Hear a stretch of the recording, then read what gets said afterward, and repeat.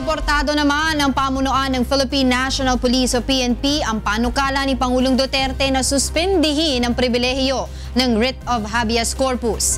Ito ang balita ni Lea Ilagan.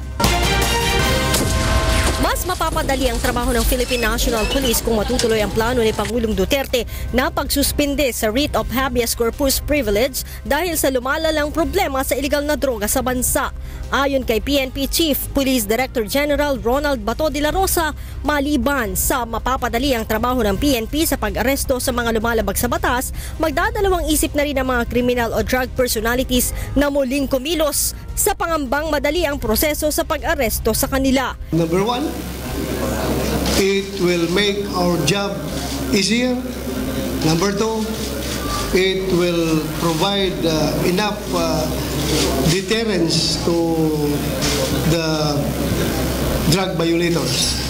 Tiniyak naman ni De La Rosa na hindi ito aabusuhin ng mga tauhan at opisyal ng pambansang pulisya dahil sa ilalim ng kanyang panunungkulan ay mananaig ang pagiging makatao at makajos ng mga pulis. We remain that we are here to serve and protect. Magsiservisyo po kami ng totoo at hindi po kami mag-aabuso. Yun po ang aming assurance to the public.